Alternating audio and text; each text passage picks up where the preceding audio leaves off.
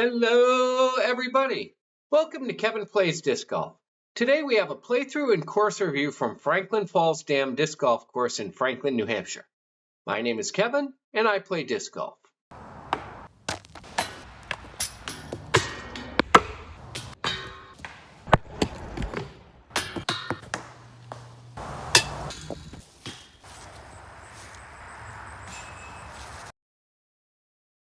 Filming on course for this video was done on October 19th, 2024. The course originally opened in 2016. To get to the course, you're going to want to program the Franklin Falls recreational trails into the GPS of your choice. Make sure the destination is just off Route 127 and not off Route 3A. If you're coming from the north, the parking lot will be on the right. If you're coming from the south, the parking lot will be on your left. Coming from the south, the entrance to the parking lot is before the sign for the park, so though it is possible to miss the entrance, it will become immediately clear that you just missed it. The start of the disc golf course is by the parking lot immediately off Route 127, and the practice basket is adjacent to the parking lot. The UDisc GPS target location is the tee for hole 1. The park is open from sunrise to sunset, however the gate to the inner part of the park closes at 2 p.m. Parking in the outer lot closest to the practice basket will make sure that you don't get locked in. This is a popular multi-use facility, and the disc golf course does overlap with some popular walking and biking trails. Just be aware of others before you throw, especially in the open areas or on the holes that go over or near the larger gravel roads. The day that I filmed, there were many people out and about in the park on the trails. I played the course in late fall and it was quite dry. Though it has been a few weeks since the basin holes had been mowed, it was late enough in the year where what had grown was beginning to die out. As the dam itself is an active U.S. Army Corps of Engineers site, it is quite convenient that the water level is monitored and published by the NOAA at water.noaa.gov/gauges/FFDN3, link in the description. Though the ground may be wet, the basin holes, B1 through B7, are all likely to be playable without significant additional water hazards if the water level is below about 325 feet. The holes with the lowest elevation are holes B1, B7, and the basket of B6, and you can assess the conditions prior to making a decision whether or not to play these holes, as the walk from hole 12 to 13 takes you over the tee for hole B1 from where you can see all of the lowest lying areas. Most of the basin holes are flat, so it is quite possible that you may find puddles or marshy areas in the middle of the holes even if the rest of the course is totally dry. The main 18-hole course is high enough above the water level that they should be playable even at record high water levels at the dam. If you've played in the spring and know of additional places where it gets wet, please post them in the comments below.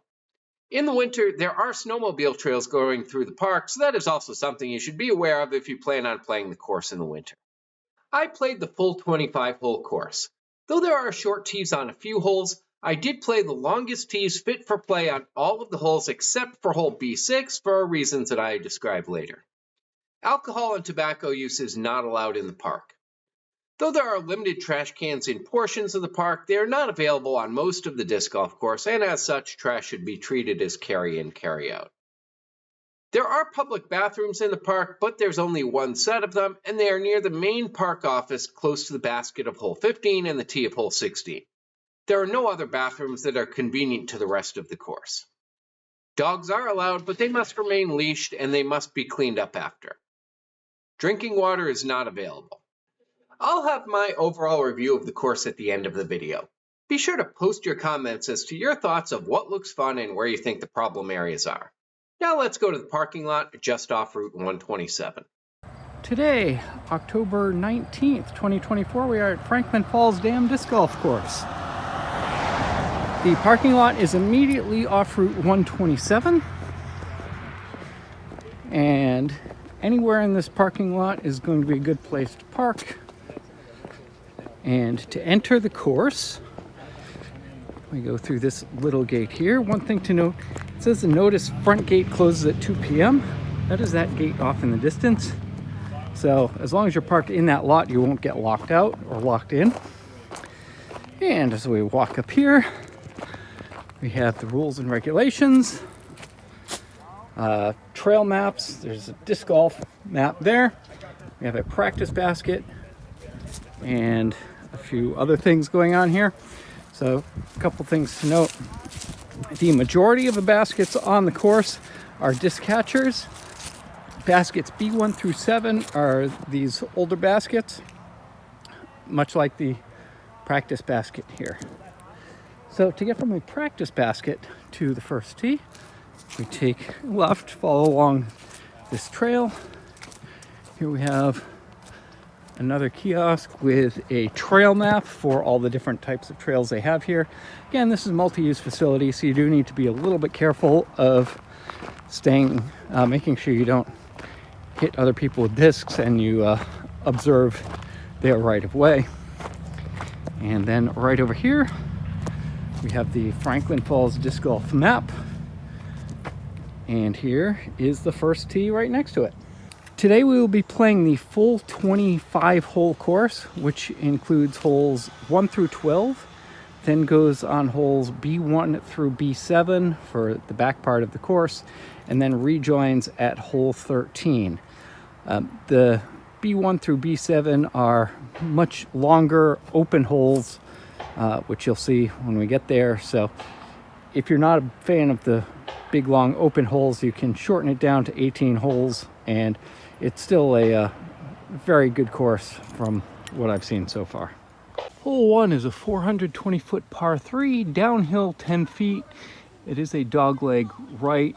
You cannot see the basket from the tee. It is tucked into the woods, just barely into the woods on the right side. But basically, if you can get anything out in the open field downhill, you're going to have a reasonable look at the basket, at least be able to see where it is from there. All right, here we are looking back in the general direction of the tee pad just over the crest of the hill. And if we turn to our left, there we can see the basket just barely in the woods there. There is another basket over to the left there out in the middle of the field. I believe that is the basket for hole 18. So that is not the one we want to go to. We want to go to the one that's tucked in the woods on the right there. So as we can see here, the area around the basket opens up quite a bit. The woods are fairly dense on the left side. I ended up in there. You definitely want to be out in the fairway, as the much easier play. The woods are fairly dense, so I ended up with a 5 here, struggling to get through the woods. But to get from the one other thing is it does have the nice orange arrow markers pointing to the next hole. So if we take a right, follow the markers. If we take a little walk into the woods here, up the hill to the right, and here we are at the tee pad for hole 2. Hole 2 is a 250-foot par 3, downhill 5 feet. The basket, you cannot see it from the tee, but if we follow the right edge of the trees that are on either side of the fairway, the basket is tucked in behind those trees before we get to the hill. So this is one that, because of the hill, we can't really go long.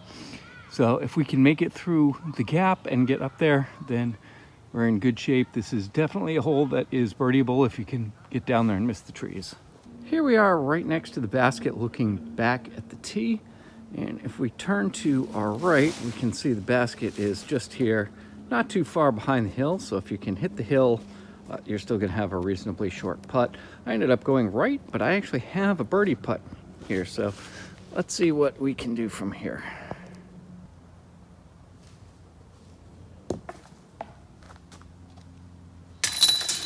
Drop in for 3, I'll take it here. All right, so to get from the basket of 2 to the tee of 3, you can see again we have the little marker there. There's a little path directly behind the basket going straight up the hill. So we can go up the hill. So after coming up the hill, we want to continue on to where the shed is. Then if we take a hard right and go across the little path, there are a couple picnic tables here, and follow along through here. Through this path, we have the tee pad for hole 3. Hole 3 is a 215-foot par 3. The basket is through the little gap on the right side here. There are a couple different options. There is a bit of a wider gap if you go left and move the disc left to right a little bit. But at 215, it's a fairly short one. Should be a good, at least easy par for here. All right, here we are looking back at the tee. I ended up way over there, but still managed to get up close for the 3. So to get from the basket of 3 to the tee of 4, we can follow the little path here to that goes behind the basket, and just come down here a little bit, and right in front of us is the tee pad for hole 4. Hole 4 is a 510-foot par 4 uphill. There are 2 completely different options here. Both are viable. You can either go sort of through the left path out into the field where you'll have a much more open second shot. However, if you push up the fairway to the right side, that's also a good option, and you'll have a clearish shot at the basket from that way as well. Here we are looking back at the tee pad on the left option just as we enter the field. We can see off in the distance through those trees, the basket does have a cone on top to make it easier to see. So this is kind of, I think, the safer option to be able to get out here for and have a better look at the basket. Here we are up the right path looking back at the tee. There's a short tee pad up here as well. But if we spin around, we can see it actually does open up quite a bit. There's some heavy trees to the right, but there's a large embankment, so it's going to be real tough to go way too far right. There's also some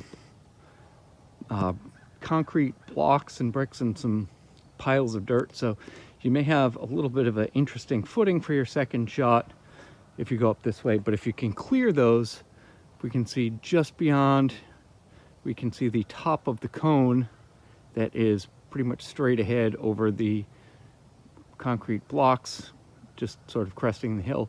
That cone is on top of the basket. So I took the middle path, which didn't work very well. So I am up here in 2, but we're next to that stack of concrete blocks. I actually took the left path, but those concrete blocks are sort of in the way for the right path. And we can see that they kind of combine in this open field. So if you can take the right path and have your drive make it past those concrete blocks, you're going to have a good second shot. There's a little bit bigger of a gap to the right side than the left side here, but we should still have some option to get to the basket from here. Through the trees straight ahead, we can see the cone on top of the basket from here. This is going to require a little bit of creativity to get in there, but I'll see what I can do. That was definitely not what I wanted to do. So at the green, looking back in the general direction of the landing area, we can see how sort of the right and left areas open up and how it's more open on the right side. So that's probably the better option if you can get there. It is fairly open here to get to the basket once we're in here. So this is definitely a hole where 4 is very viable on this. After going through the woods multiple times, I had a miracle 50-foot putt for 6.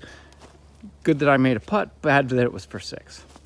So with our back to the tee here, if we take a left and go sort of back in the direction we came, there's a little path that we can follow to the right. And can go across the road. And go across this little gravel path here, and just on the other side of the gravel path is the tee for hole 5. Hole 5 is a 465-foot par 4, uphill 10 feet. We can see the basket. We are just off the left edge of the front of the tee, but you can see the basket from the left edge of the tee through the gap on the trees on the right. It looks like that's not the most open option. It looks like it's a little bit more open to go further left and then have the drive move left to right. There are a lot of trees, but there are open fairway shots, so there are some options here. Again, it looks like this, any option is okay, and it's just whichever one you pick. If you can miss the trees and get up there, you're going to have a shot at par.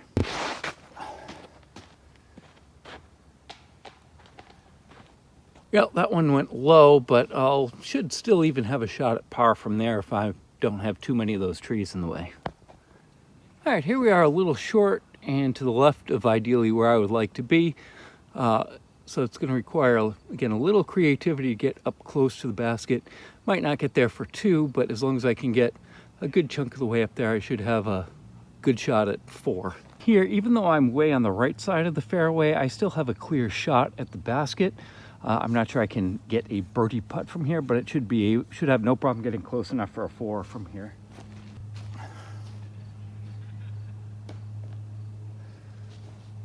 Yeah, that's a drop in for 4. So again, very fair par 4, maybe even birdieable for a lot of people if you can miss the trees. All right, POV par putt.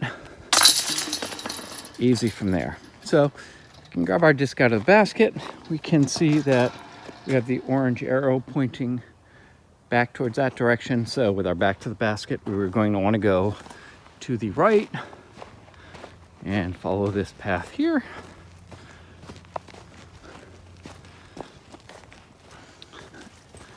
And again, we have another little dirt road here, but if we stay hard right, look out and we have our first glimpse of the dam that the park is named after here at the course. And here we are at the tee pad for hole 6. All right, so here we are at the tee for hole 6. If we want to jump ahead, if we're not feeling that great, we can take a left off the back of the tee pad and come over here, and we are at the tee pad for hole 17. Hole 6 is a 280-foot par 3, flat. We are halfway between the tee pad and the post with the sign on it to the left of the tee pad. From here, we can see the basket. From the tee pad itself, the line of trees that is on the right side blocks the path to the basket. So from here, there's sort of a small gap with the larger trees on the right side. The basket is just beyond and to the right of those trees. A little short of what I would like, but I should have a outside long miracle putt for 2 from there. All right, here with our back to the tee, you can see how much it opens up around the area of the basket. I'm just to the right of here, so we'll see if I can make a miracle putt. No, but I'll have a reasonable shot for 3 from there. I guess the extra putting practice I did paid off. My putting's feeling really good, so I'll take that for 3. All right, with our back to the tee to get from the basket of 6 to the hole to the tee for 7. Again, we can follow the orange marker to the left and take a brief walk over here. And this opens up into a little dirt road here.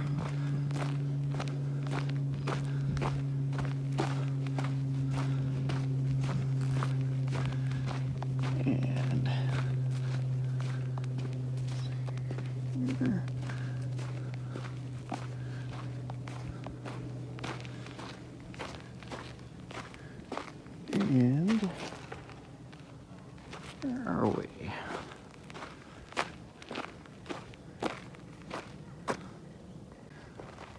And just after the opening on the right, there's a second smaller opening. And here we have the tee pad for hole 7. All right, from the tee of hole 7, if you'd like to jump ahead to hole 11, we can sort of go back out to this little road here. And if we take this next little path here, go through the trees, we end up right at hole 11. I kind of wouldn't recommend this. That stretch from 7 through 10 is kind of a really nice stretch of holes. So I'd recommend playing those out, but if you're looking to get rid of a few holes off the round, this is one way to do it. Hole 7 is a 305-foot par 3, up 5 feet. The 5 feet is up pretty much all at the end. You can see the basket from the tee. It is just to the right of the white birch and off in the distance. Beyond that white birch that sort of sticks out from the left edge of the fairway, there are 2 other trees way off in the distance. The basket is just behind where those 2 trees are. Here we are looking back at the tee. We're about halfway up the fairway. I sort of had a low shot, ended up just to the right of here. But from here we can see the basket sort of on the crest of that hill. Though it looks like it drops off away a lot, it's really only about 4 or 5 foot vertical foot drop off. So even if you go way past it, it's not going to go way past it.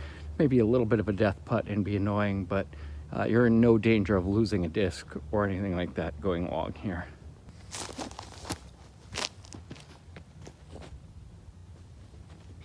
Yeah, so I am definitely long there, but it's still probably only about 20 feet long, so I should still have a reasonable putt for 3 from there. And from the basket of 7 to the tee for 8, if we turn to our left and go back sort of up parallel to the fairway for 7, we have a couple different options. We can go a little further up here. Yeah, if we go a little further up here and then take a left, this is where my first shot landed.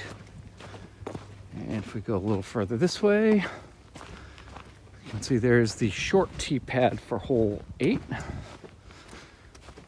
And if we continue on up a little further, at the end of this path, we have the long tee pad for hole 8. Hole 8 is a 400-foot par 4, dogleg right. If you're standing up from the front right corner of the tee pad, you can see the basket. If you look sort of between these 2 pine trees that are closest to the right of the Mando, so it would be out of bounds to go that direction. If you're standing up, there's another pine tree off in the distance. The basket is just to the right of that second pine tree off in the distance, or at least in that direction. With this Mando here, the idea is to go down this open fairway, and then we'll see that it does open up and there is a good fairway once you get down there to have a shot at the pin from there.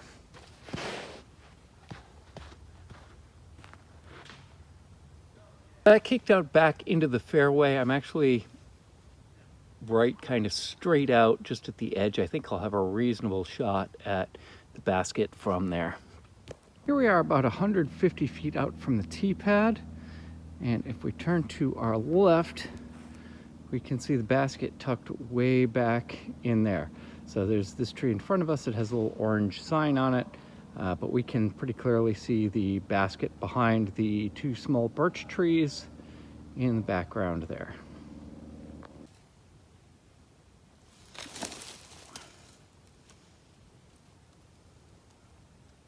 All right, around a tree and a putt for 20 feet for birdie. I'm very happy with that. Yeah, this is even better than I expected. I got a 12-foot putt for a birdie 3 here. I'm very happy with how well that second shot went. Hooray, first birdie of the round. I will take that. Again, very happy with that.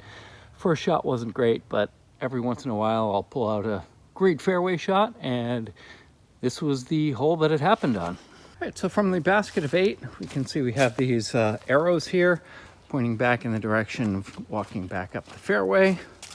If we go back a little bit, there is a orange sign on the ground here with an arrow pointing in this direction.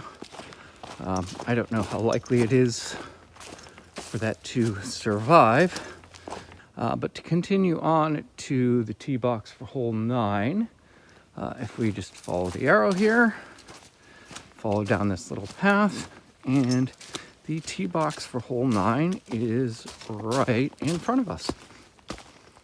Hole 9 is a 385-foot par 4, up 10 feet, dogleg left. The basket is over the crest of the hill and then down to the left, so it's actually higher to the top of the crest than it is to get to the basket. So we'll get some footage from the top of that crest of the hill so we can see where we're going. But the basic idea here is if you can make it through the trees and get to the crest of that hill, doesn't matter which side you're on or where you are, you're going to be in good shape for at least a par and maybe a look at birdie from the top of that hill if you can make it without hitting the trees. Here we are on the right edge of the fairway at the crest of the hill looking back at the tee. This is ideally where you want to be. If you can have the disc moving from right to left going through here, there's another gap beyond the crest of the hill. and we can see the basket between the double split birch tree and the pair of trees to the right of it. I ended up short and left, but even there's a clear enough path, it's open enough that I may not have a shot at 3, but I at least have a good shot at 4 from there. All right, here we are on the green, and we can see that, again, it opens up a lot. Once we get past this last birch tree here, it does open up quite a bit. There's a little bit of a mound in the background. I have my spike hyzer that I got up there for 3 around through the trees. So we'll see if I can make a par from here. Not dead center, but in is in. So another par here, pretty happy with that. To get from the basket of 9 to the tee for 10, so again, we have the arrow in there. Turn around, go back up the hill that we just came down from the fairway of 9. We stay to the left side of that. There is an orange pointer arrow up here. So again, I'm not sure how much I trust that those will survive the winter, but it looks like it may have been there for a while. We follow this path to the left, and here in front of us we have the tee pad for hole 10. Hole 10 is a 314-foot par 3 straight ahead. It is level, however, there is a large gully in the way. So again, the further you can get it up the hill, the easier your second shot is going to be. It's kind of a hit the gap. You do need to get the disc to move from right to left on the tee shot to have a really good shot at a birdie from here, but this is one that with the distance, I'll be quite happy with a par from here.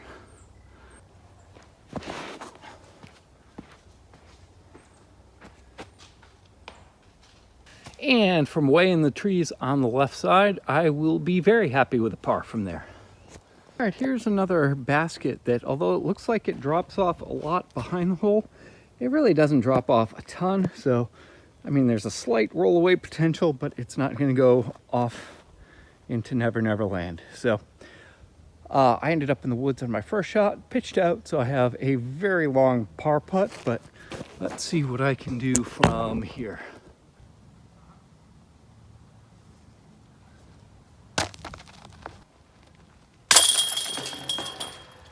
All right, well, I'll take my 4 from there and move on. So to get from the basket of 10 to the tee of 11, we take a left following the little marker.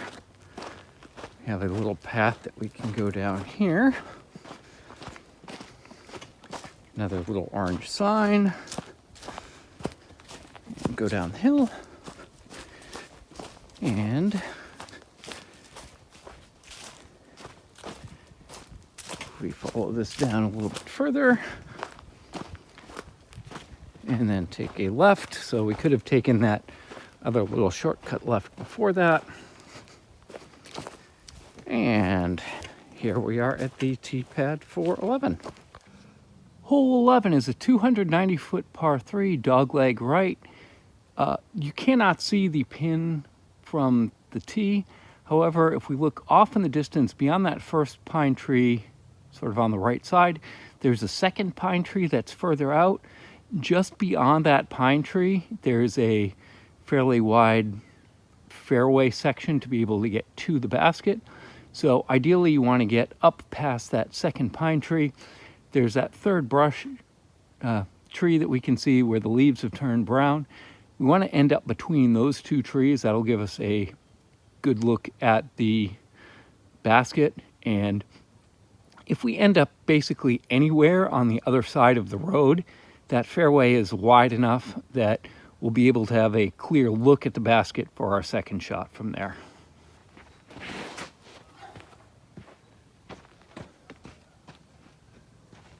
I think that ended up just short of that pine tree, so I may have to go over that row of trees to get to the basket, but it's at least up in the right direction. All right, here we are in sort of the halfway point between the tee and the basket for hole 11. Here we are looking back at the tee. We're in the middle of this field, just on the other side of this little road here. And then off in the distance there are the trees. Off in the distance there's the basket. So there's sort of a tunnel of trees on the right and left side. that's ideally where you want to get from, that pine tree on the right, short pine tree. We can see that from the tee, so that's kind of a good marker to use. All right, let's see if I can make a par putt around the tree for 3. Nope, I'll take my 4 from there. Something else to note on this hole is that this is the first hole that's kind of been out in the open in a while, and the ground here is very soft and sandy, so you're not going to get any skips or rolls out of anything on this hole. It's just going to dig into the ground. So even the area that looks grassy on the other side of the road from the basket, that's also this soft sandy stuff, so it's just going to stick wherever it lands. So we took our 4 here. So to get from the basket of 11 to the tee for 12, we have the orange marker, again pointing us sort of around this way here. And we can follow this little sandy path. And if we just keep these trees on our right, and it opens up, so we follow this path a little further down here. And we have the tee pad for hole 12 directly in front of us. Hole 12 is a 285-foot par 3 down 30 feet, so it's a huge downhill shot from here. We can see the basket off the tee. It is straight away in a little gap, so if you have a really straight, narrow tunnel shot, you can get it there, and again, because it's so far downhill, it will play quite a bit shorter than the actual distance. There is a significant drop-off if you go right, so the further right you go, the further downhill you're going to go, and you could end up with something very long if you end up way right off the tee. Here we are on the right edge of the road looking at the tee. If we look even further to the right of the road, it really drops off a lot. So if you're off to the right here, you're going to be scrambling to get 3, 4, 5, who knows, because it's, again, probably another 20, 30 vertical feet down there, depending on how far down you go. So I ended up going into the woods on the left side, which is the better option, because if you hit the trees, bounce off the trees there, it's also very steeply uphill there. So I rolled down. I am, again, sort of at the left edge of the road there. Again, not nearly as far down as I would like to be. There's a gully on the left side as well, which could make things interesting for your second shot if you end up in that gully of rocks along the left side. However, if you end up going way left and into the trees, as long as you don't kick all the way across the fairway to the right, the disc is going to roll downhill, so you're going to actually have a reasonable shot at getting to the basket and getting a 3, even if you go into the trees on the left side of the road. So that was an early release terrible shot. However, gives you an idea of how steep that hill is. I don't know if you could see it from the camera, but I ended up hitting the hill off to the left, and it rolled back down where I have a circle 2 putt to save my par there. Off the top of the basket for 3, so I'll take my 4 from there. Here's where the course splits. So to get from hole 12 to hole B1, you go past the basket, and there's this little trail here, and then when we come to this little crest here, the world opens up, and we can see the dam that the park was named after. So we continue on to the left, and we come right over here, and here we have the tee pad for hole B1. If you are not playing the back holes, so B1 through B7, if you're continuing on, if you follow the gravel path up to the end of the road there, there's another gravel path that meets up there, and we'll continue on. But basically you go down that gravel path and continue to the right, and you can jump ahead to where the bookmark is. Hole B1 is a 1,180 foot par 5 down 80 feet. The basket is all the way at the other side of the field here.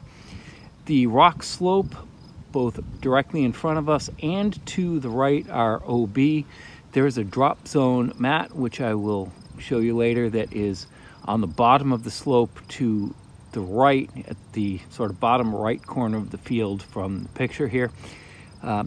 With it being this far downhill, I can probably make it over the rocks. So we'll see what I can do here. But there's a little bit of a breeze here. So we'll see what ends up happening here and how I can do. So to get from the tee down, we have two different options. We can either go back the way we came and follow this path and continue on, and there is a road just on the other side here, and if you follow that road to the bottom, see those two wood posts, just to the right of that is the drop zone. So if you are out of bounds or don't make it that far, that's where you should take your next shot from. Since I am way left, I'm actually going to continue on this path as if we're going to the tee of hole 13.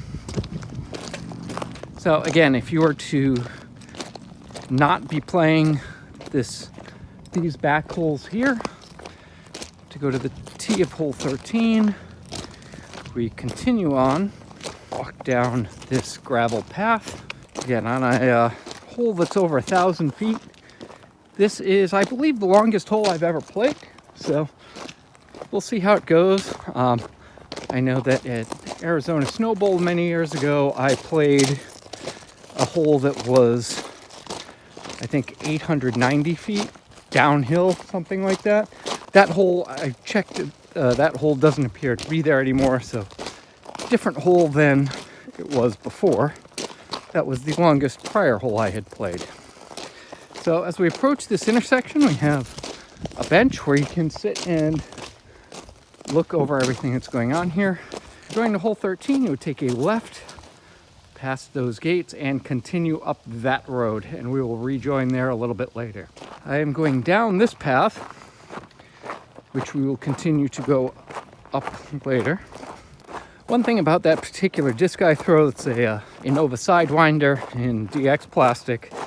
I can throw it far, it's my farthest distance, but it has a huge S shape to it, and a lot of times it ends up going further right than I want it to. Flight pattern it has. I can throw it the longest, but I was a little bit concerned about making sure A, I made it far enough, and B, the wind was going from left to right towards that water, so if it caught a particularly bad wind gust, then it may have ended up out of bounds on the rocks on the right side, which I wanted to avoid as well. So finally, we are getting down to the bottom of this 80-foot high hill. Here we are at the basket. I believe this is B7. You can see I ended up with a reasonable circle 2-putt if I was going to that basket. However, the basket that we are going to is way down on the other side there. So again, big open field. It's just how far can you throw it at this point. All right, I am here in 4. So I believe the last time that I played my prior longest hole, I think I took an 8 on it. So being here in 4, having no longer needing drivers, should have I can use my glow rock to see if I can get it up close. If I can get away with a 6 from here, I will be quite happy with this. So let's see what I can do.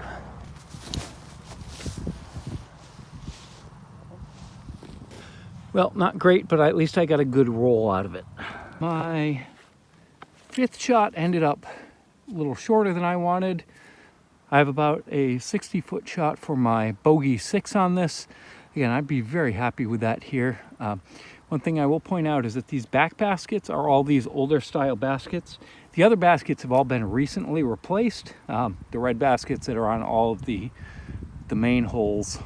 And I did come across one of the course maintenance people earlier today, and he said that, yeah, the red baskets are very recently installed, and they are an improvement over these older baskets, but the practice baskets are very much like these older baskets here. So we'll see if I can make this for a happy bogey that I would take.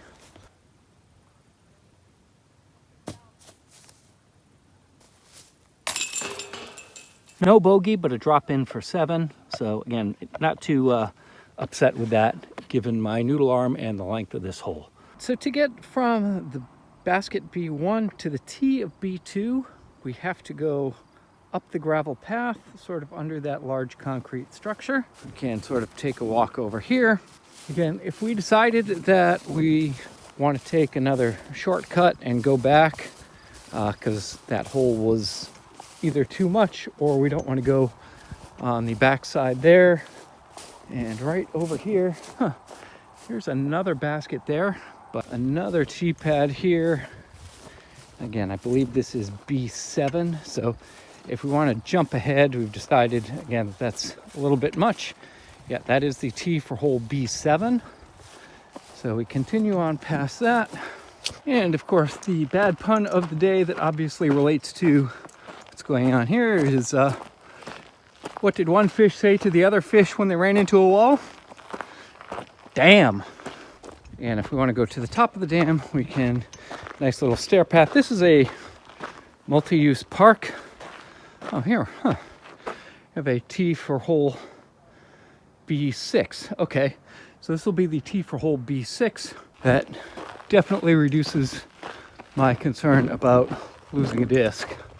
Apparently there were some major floods in April of '97 where the water mark was 375.5 feet above the water basin, which I'm guessing is not on this side, but on the other side of the dam. Right at the top here, we have a little bench where we could take a little rest.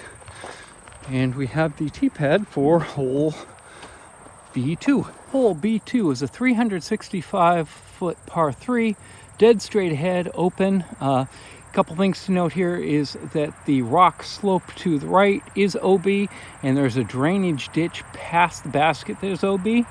So we can see 2 baskets here from the tee. The basket is the closer one.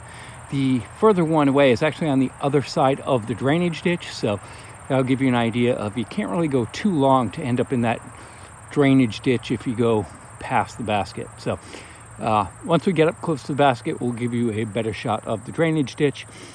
The rock slope to the right, again, it's really not a good idea to go down there at all. So this hole is open enough that it's safer to play it left. It's really hard to get to the drainage ditch going far left. So unless you're going to overdrive the basket anyway, it's tough to get to that ditch. All right, so the spillway is about 25 feet past the basket before you get to the rocks that are the real out of bounds part. One thing I will point out is that it actually gets fairly deep in there. There's a trench that is a couple of feet deep, so you don't really want to go into the long grass here. So I guess it is possible to lose a disc there if it goes badly enough for it to make it out here. So I had a tee shot, so we'll see what happens. It's still got a very long shot for 2, but hopefully I can get close and we should have a reasonable shot at a par from here.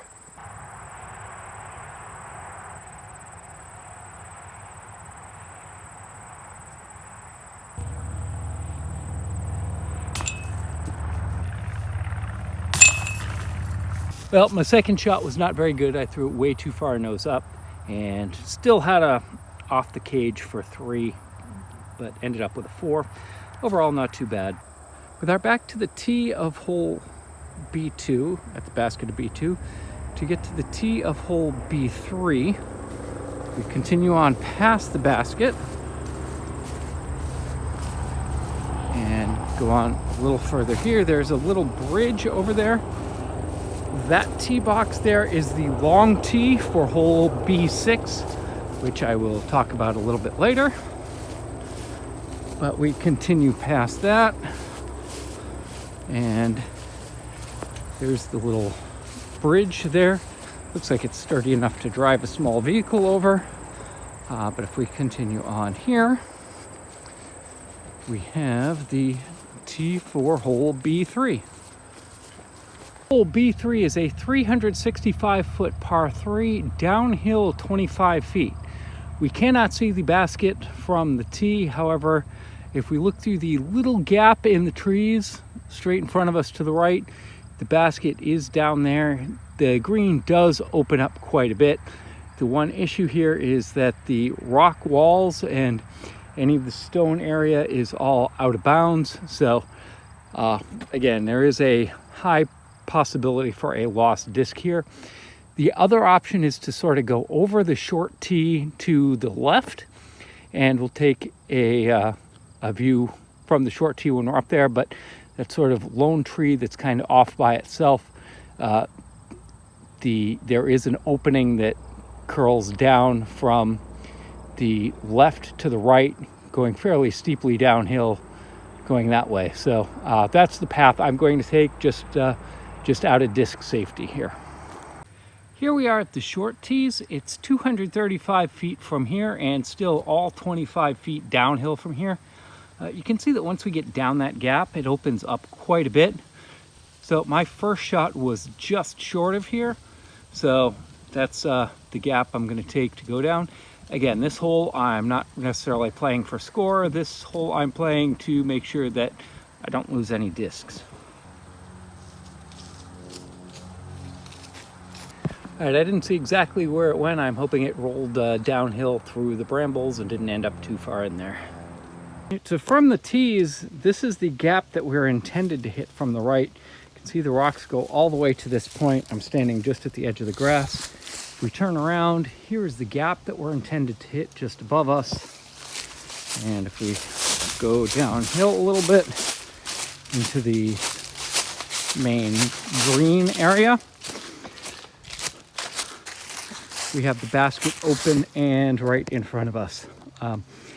I did make it through brambles. I am right over there. So again, I don't have necessarily a good shot at 3 from here, but if I can take a 4 and not lose any discs, I'll be happy.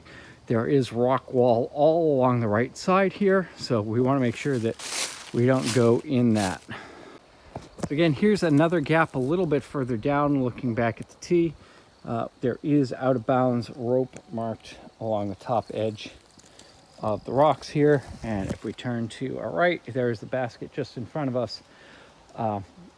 This is one that, again, for me, I'm not ever going to try and make this shot, but if you're really confident in your drives and shot shape, then yeah, you can get here for a birdie opportunity.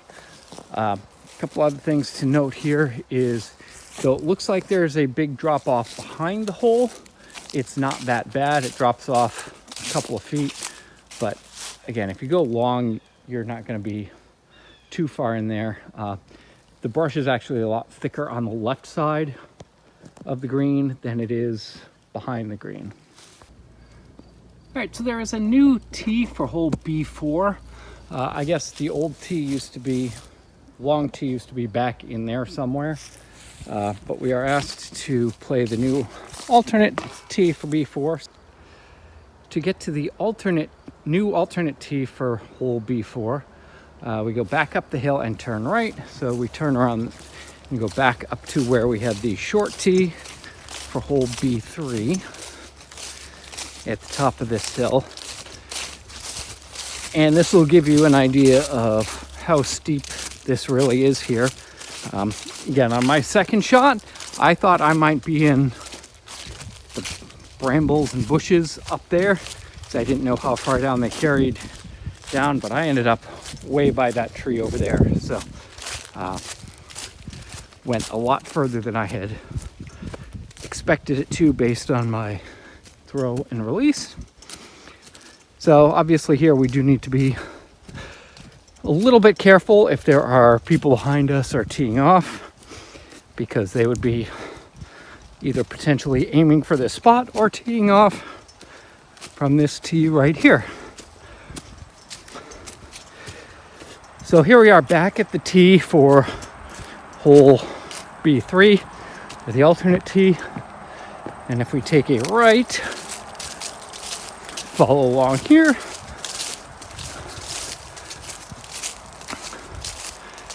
Here we have the tee for hole B4.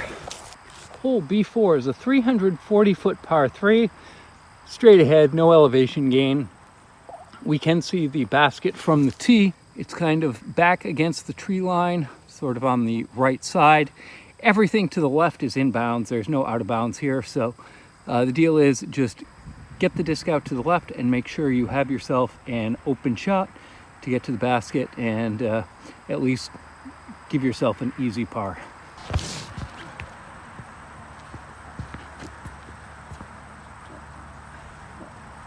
I popped that up a little bit, but I'm still in the fairway. Should have an easy 3 from there anyway.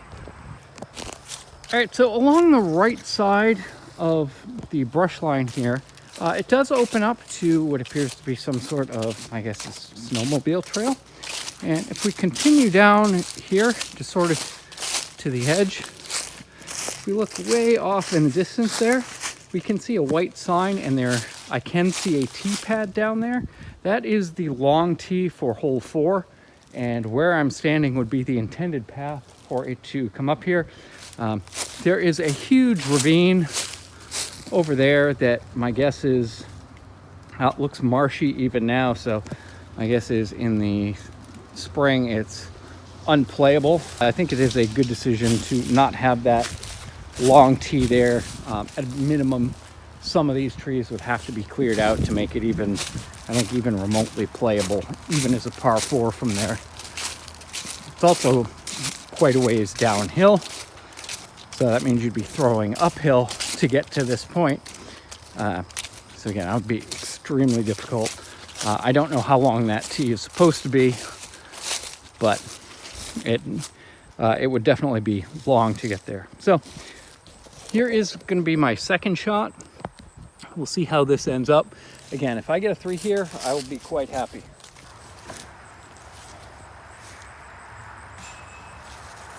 Whoa, chain out for 2. I'll figure out how far away this is, but it's well over 100 feet. I guess about 125-ish. So that was 132 feet roughly. It was 44 paces from where my tee shot was to the basket. So again, having a chain out and basically a 10-foot putt for 3. See if we can do this here. Hooray, I am quite happy with that. All right, to get from the basket of B4 to the tee of B5, we take a right past the basket and follow this trail, and we continue up. And my guess is that knowing where the tee for hole B6 is, this is probably a little bit of a journey to get there. And as we continue up the trail, there's a trail to the left, which if we take this path to the left, go past these Jersey barriers, just past these, we have the tee for hole B5. Hole B5 is a 660-foot par 4, dogleg left to right. If we remember, the basket was just on this side of the drainage channel from the basket for hole B2. So that drainage channel is out of bounds here. So we can see the concrete road from the tee. The basket is probably about 75 feet to the right of that. We can't really see exactly where the basket is from here, but if we move about 15 feet to the left of the tee pad, we can see the basket out in the open. Again, it is fairly out in the open, so as long as you make it through this gap and are heading left, you're going to be fine and have an open shot. It is 25 feet downhill, and that 25 feet is all in this first shot here. There's no out of bounds short, but I don't think that would really come into play anyway, because though there is a small creek at the bottom of this hill, it is, right now it's dry, and it's also short off the tee, so you don't have very far to go to clear it. So here we are looking back up at the tee through the gap, through those couple branches up there. I did end up going a really long way out here, so again, Sidewinder goes a long way, but not a lot of distance control. I did end up left of where I wanted to be. If we spin around, I am right next to these 2 birdhouses, and if we take a look, we can see the 2 baskets off in the distance there. The closer one is the one for hole B5, which we're going to play. The one further away is the one we already played for hole B2. So let's see what I can do from here for my second shot.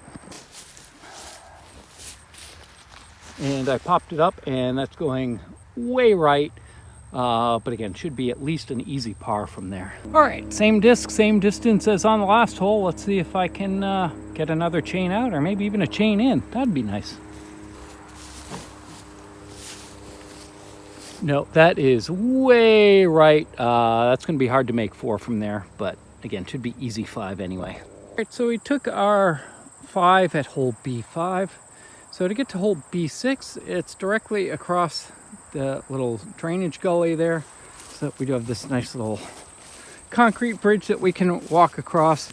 That gully is just far enough across where I feel a lot better walking across the bridge. So we can go across the bridge here and take a little walk over here. And here we are at the tee pad for hole B6.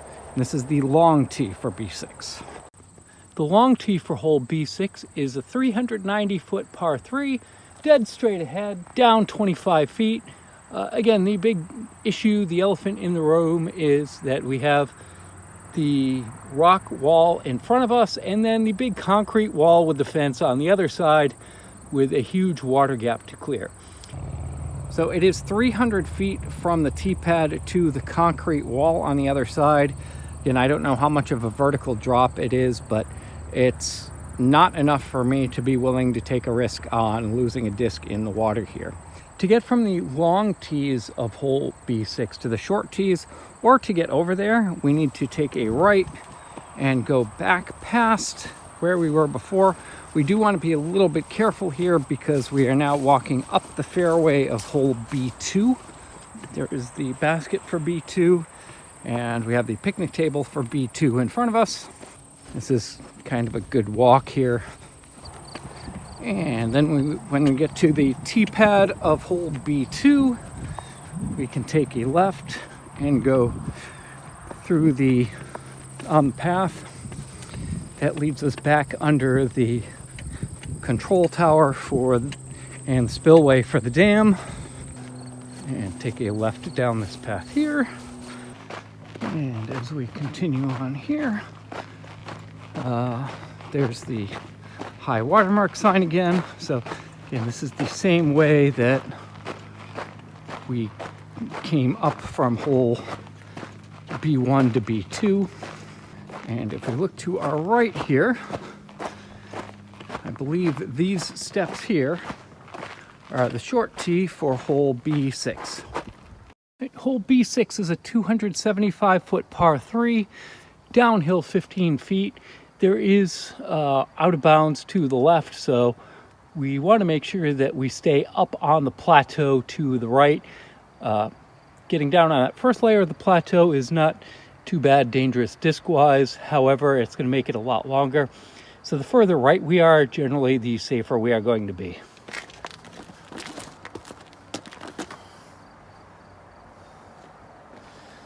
And I threw that straight into the ground and it hit some logs there, but I should still have a 3 from there pretty easily.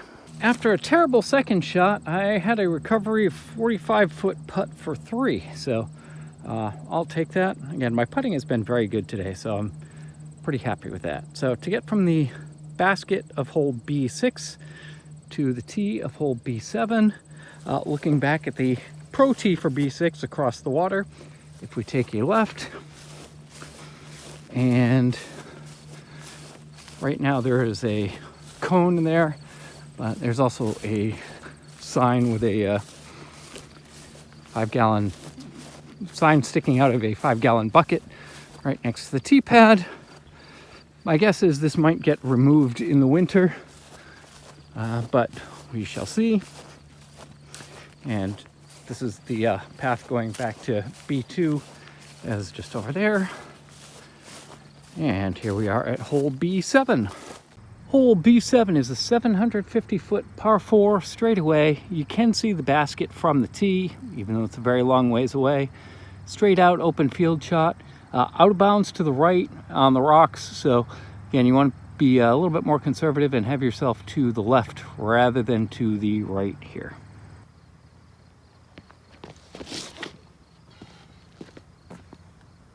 That was not so good.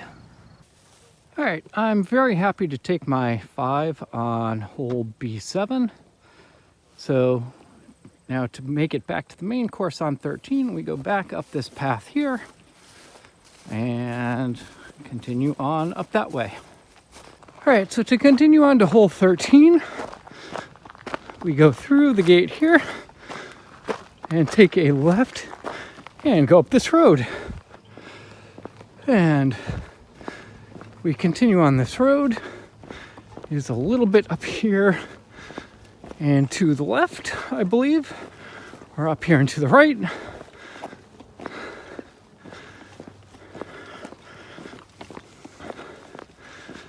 And there's a little parking lot up there and a little pavilion. All right, so the tee pad for hole 13 is just to the left of the pavilion. There's another trail over here on the left. And here we have the tee pad for 13. Hole 13 is a 325-foot par 3, uphill 10 feet. If you're joining us from hole 12, welcome. The basket is tucked behind the cluster of trees on the left side. It's fairly open to the right, so if you end up right here, you're going to have a clear shot at the basket. Sort of the line of where the basket is kind of through those couple of trees on the left side that are the most prominent that you can see the trunks of. Again, it's tucked around the corner there. If you have the distance to throw a real long right to left shot, you've got the room to do it.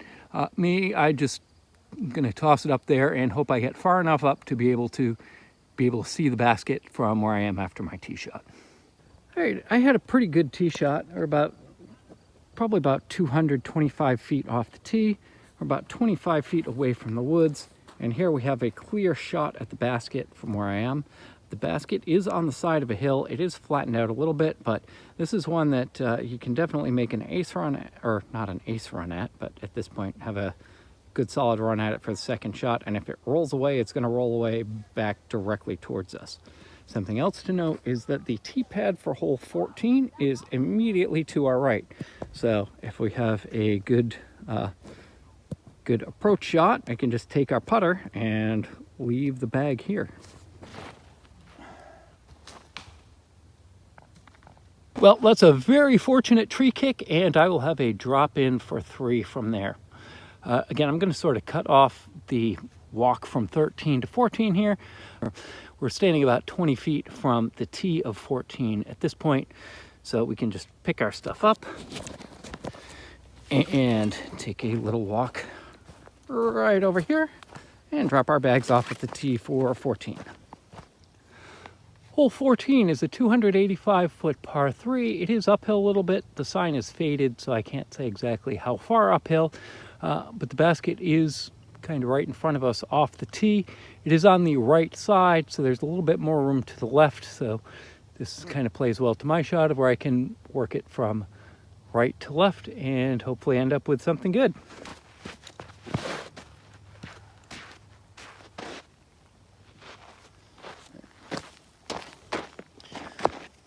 That went a little bit more left to right than I wanted, but should still be very playable from there. Here we are in the fairway looking back at the tee. If we turn around, I am on the right side of the fairway. So here we're on the left side of the fairway, but we have a good shot of the basket. You can see the brush is fairly dense here, so you want to try and stay out of the brush.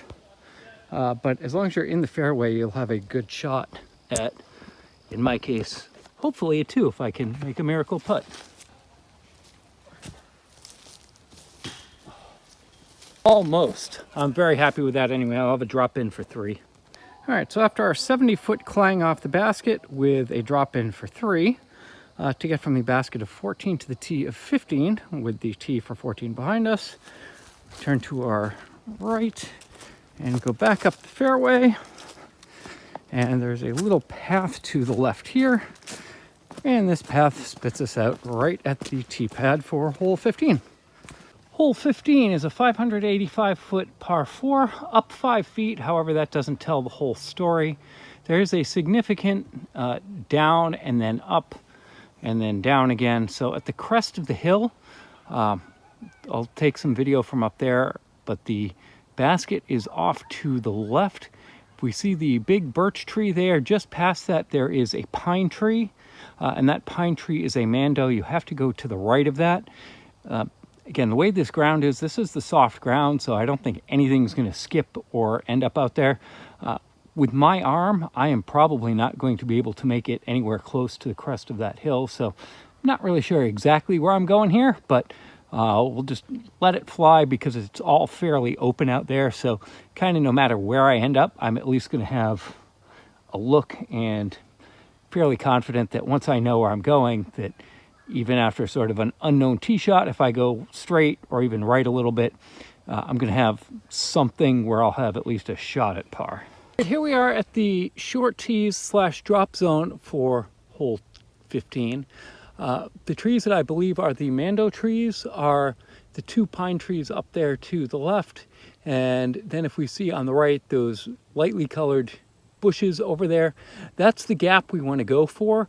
The direction of the basket is sort of to the left side, I would say about halfway between the center of the pine tree in the background and the outer edge. That's where the basket is. The basket's actually in front of that tree, so we'll see how we can do from here.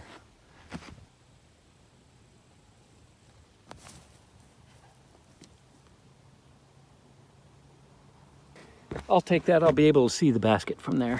All right, here we are at the crest of the hill looking back at the drop zone.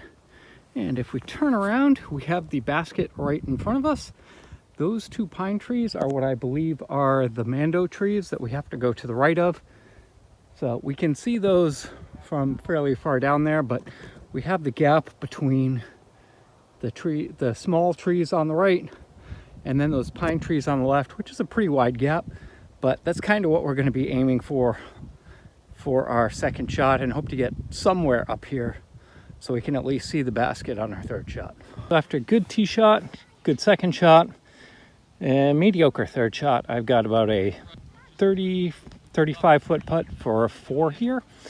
So we'll see if I can make this. My putting's been pretty good today, so we'll see.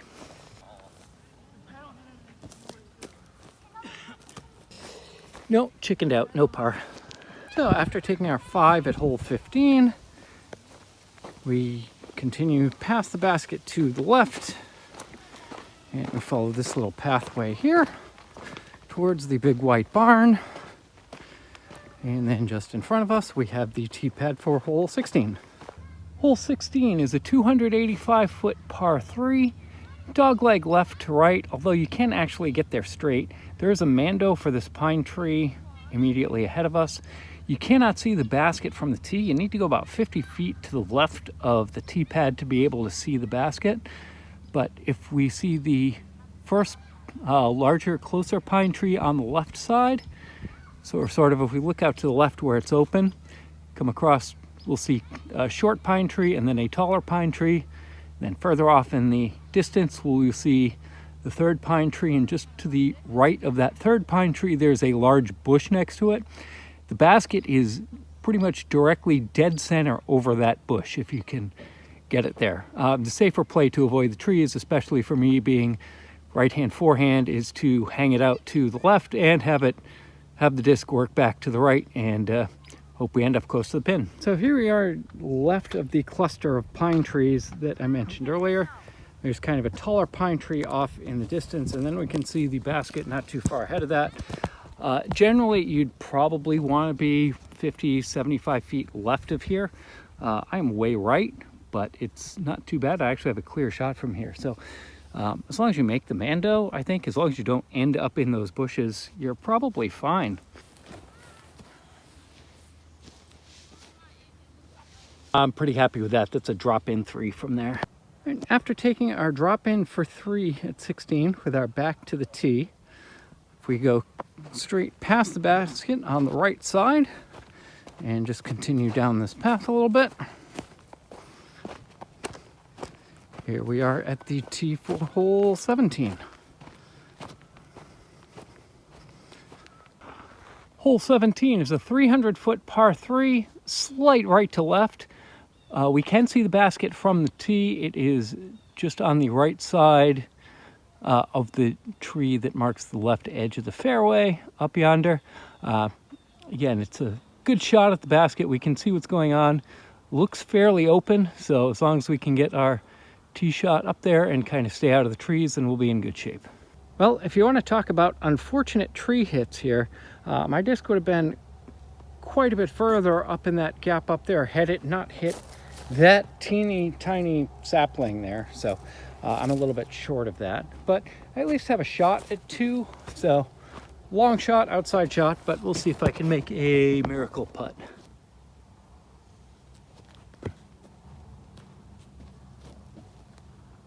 Way long, but at least I didn't leave it short like I've done so many times before. All right, so we made our 15-foot putt for 3 on hole 17. And so with the fence behind us, the arrow is pointing directly through the fence. However, we probably want to follow that path on the other side and go around the fence. I believe I can actually see the tee pad from here. So if we go around the fence to the left,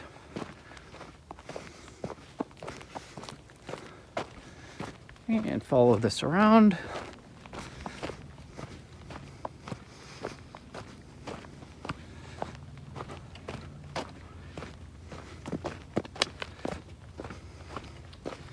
And take a right along the fence line and look to where the exit of this fence is. If we look over to the left, here we have the tee pad for hole 18. Right, the sign for hole 18 is faded to the point where we can't read it, but U-disc listed as a 450-foot par 3. It is a slight dogleg right to left. We're on the right front corner of the tee pad, and if we look to the left of the fairway, we will see the 2 large trees that from this view and probably in the video will only look like one large tree, the largest diameter tree off to the left. The basket is directly through that, and if we move about 15-20 feet off to the right of the tee, we can see it between those 2 trees that are in the last gap on the left side of the fairway. So the basket is way out there in the fairway, so the whole goal here is I don't have anywhere near enough distance to be able to get it out there for a 3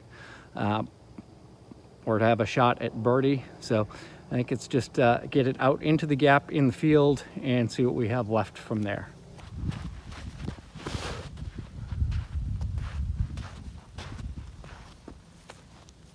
It's good, a little higher than I'd like, but overall I am pretty happy with that drive. I'll be out in the field and we'll be able to see the basket from there. So this is just on the other side of the gap looking back in the direction of the tee. One thing you can't see from the tee is there is this little ridge here. It's about 2 or 3 feet high. Just if you end up going right, it could get caught on this. I ended up getting a little bit fortunate in going just past it. So I have a lengthy shot for birdie from here. Again, with this being 450 par 3, I'll be actually fairly happy with 4 here, but if I can get this close, I'll have a shot at 3.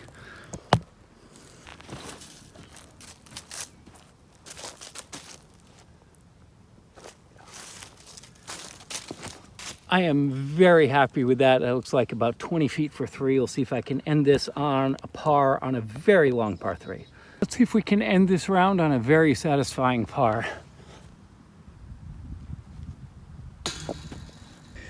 No par, but we'll take our drop in for 4, which on a 450-foot hole, I'm quite happy with that. All right, so after taking our 4 at hole 18 and getting a even 100 for our round of 25 holes, to leave the course, we can just keep going past the basket, and there is the main entrance road. To get back to the parking lot, take a left on the main road and head towards the gate. The parking lot at the main park entrance is just beyond the gate. There were no active upgrades that I saw. The main holes 1 through 18 had new baskets recently put in. I believe there are plans to put new baskets in the basin holes B1 through B7 as well. Several of the holes had been recently reconfigured as well, at least compared to the map on the kiosk by hole 1. I believe there are plans to put new tee signs in, as well as now that the new course configuration is finalized. The thumbnail picture is from the hole of TB1. This is the longest hole I have ever played, and with an 80-foot drop-off immediately off the tee, it provides a view that is unique to New England disc golf courses. If you have ever played this course, there's no doubt that you know exactly where this picture was taken from, even without being told what course it is. My favorite hole is hole 4. This is an extremely well-designed par 4 with two distinctly different ways to play it, and depending on how you play, either one might be preferable. This could legitimately play as two completely distinct holes that just happen to have the same tee and basket locations by requiring that you either go right or left of a single tree 100 feet off the tee. There are both benefits and downsides of playing either way, and I find it astonishing that the hole is designed in a way that one isn't obviously a better option than the other. For me, being predominantly right-hand forehand, standing on the tee, the left path appeared to be the obviously better option, but the more I looked at it, the more I thought that the right path might be the better way to go. That said, I'm quite confident that had I played the right path to begin with, I would have thought looking back on it that the left path would have been the better way to go. I've seen several par 3 holes with distinct paths that meet near the basket, but I've never seen a par 4 or par 5 where the paths are so different for the entire length of the hole, diverging from which side of the tee pad you start on and not coming back together until you get all the way to the basket. Honorable mentions also go to holes 5, 9, 10, 11, B5, 13, 15, and 18. For players with stronger arms looking for the ultimate challenge, holes B3 and B6 provide a very high reward as birdie opportunities if you are willing to risk losing a disc. There are a lot of really good holes here. My least favorite hole is hole B2. A straight, open, flat, 365-foot par 3 seems a bit mundane compared to the rest of the course, especially with many of the basin hole shots playing as straight, flat, open holes. I do applaud the course designer for not artificially cramming in 2 more holes at the upper basin going to the left of the path up to hole B2 and back purely to add 2 more holes that would be straight, flat, open par 3 holes to make the basin have 9 holes.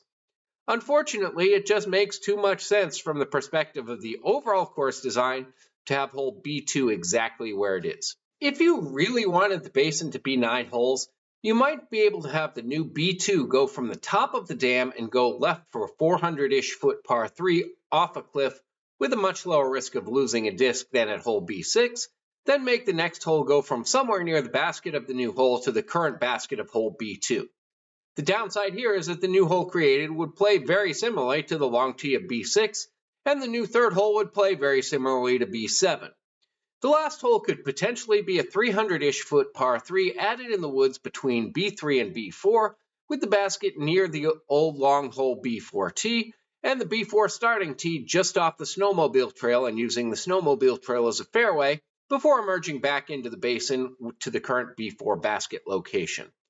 This would likely shorten the current hole B4, but would compensate the shorter distance by making it uphill at the start and bring the woods on the right more into play. This would also have the benefit of not having to walk back up the current B3 fairway to clear the course, and may speed up pace of play as a result. I don't know if any of these options would be viable or even desirable with the park regulations or potentially having the new woods hole flooded longer into the season, as it would be the lowest elevation hole on the far side of the river. If I had to choose one of the non-basin holes as my least favorite, I would choose hole 12, as you are throwing down a road and it feels like a throw that gets a bad tree kick right can cost multiple strokes trying to get back out, where the equivalent tree kick left can result in the disc rolling back down to the hill and ending up in an excellent position. Much like B2, however, it makes too much sense to have hole 12 exactly where it is for the overall course flow. I don't see any good way to redesign hole 12 in a way that would improve overall course flow and hole 12 without redesigning 12, 13, and 14, and 13 and 14 are both very good holes as they are. The first and last holes are critical for introducing the course and leaving the last impression at the end of the round. Hole 1 is a good introduction to the round with a forgiving downhill tee shot.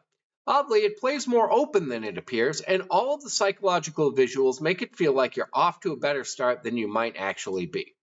The only downside is that it is a very long par 3 at 420 feet, but because of that, there is no subconscious feeling that someone that doesn't throw over 300 feet like myself should get a birdie on this hole when teeing off.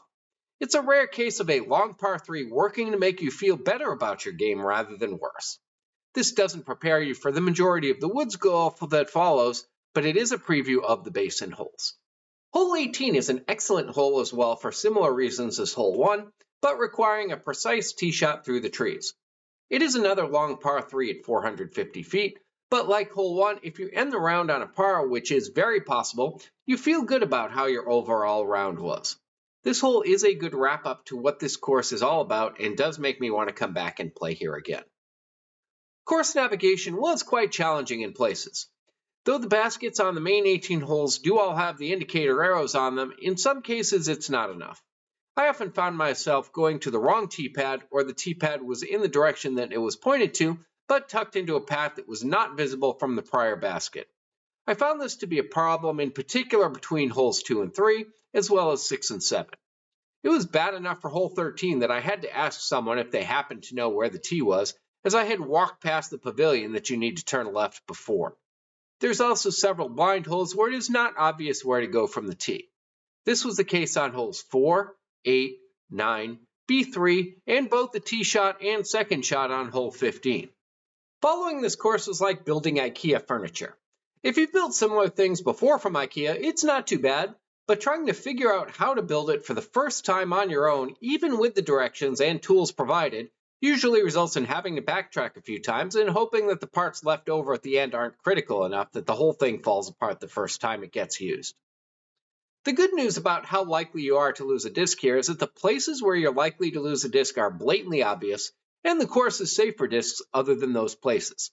For the basin holes, if the grass is particularly tall and hasn't been mowed in a while, I can very easily envision a disc getting lost in the middle of the fairway. This was reinforced by having found a disc that did get returned to its owner after my second shot on hole B5. The obvious places to lose a disc are hole 12, don't go right. Hole B1, don't go over the rocks far right. Hole B3, I played over the short tee rather than the professional line over the OB rock slope. Most egregiously of them all, B6 I played from the short tee and didn't attempt the over the river shot. Holes B3 and B6 are the only holes that I would say were significantly impacted by my concern for not wanting to lose a disc. That said, I did not lose any discs, so mission accomplished. There are two distinct styles of tee pad at this course. The main 18 holes all have artificial turf tee pads, which are very good quality. The fact that I didn't think about them while playing is a strong compliment. The basin holes, holes B1 through B7, all had diamond plate tee pads. It's a unique choice for durability and resistance to damage from potentially being underwater that I hadn't seen before, but they were fine. The installation was good enough that aside from them being a bit loud from my run-up to throw, I didn't really think about them either. It was fairly obvious that the tee signs were temporary and I would not expect them to have survived the winter. I believe that new tee signs may be going in at some point, and this would improve the overall experience. The signs that were legible were functional, though not all of the signs were fully legible. The main 18 baskets are new during 2024 Discraft Chainstar Pro baskets. I'm not a fan of red banding as they are often difficult to spot, though this particular red seemed to be a bit easier to see than most of the other red baskets I've played on. They're still terrible for video though. The basin holes all have the older baskets, though I believe that there are tentative plans in place to upgrade these at some point in 2025. Even with the red, this would significantly help at the longer holes. Even if it's an open field, it's difficult to spot one of the older gray baskets from nearly a quarter mile away. My overall course rating is that I would be willing to drive 2 hours and 45 minutes to play this course for the first time, and I would drive 1 hour and 45 minutes to play this course again. Launching a disc off an 80-foot high plateau and being able to watch the full flight without being obstructed by trees is something you just don't get in very many places, but you do get here. Hole 4 has a plethora of different viable ways to play it. Many of the woods holes don't just reward precision through gaps, but reward picking the correct gap to be precise through for the flight of the particular disc that you have chosen in the first place. There's a huge variety of shots, with the shots that you throw to skip likely to work in some places, but being basically useless on the holes built on soft sand. The rollaways and bad tree kicks punish bad shots, but not to the point of costing multiple shots except on hole 12. Though the potential to lose a disc is high in places, it's obvious where those places are, and there are alternatives. I am interested in seeing signage improvements, and there are a couple of other minor maintenance things that I would be interested in seeing, but even without those, I will play this course again, though I may not play all of the basement holes the next time I go. Much like the Peanuts character Franklin at the beach, you will have a good day at Franklin Falls Dam. Be sure to like, share, and subscribe. Check out my other video linked here or on the playlist of my disc golf courses of New Hampshire linked in the description.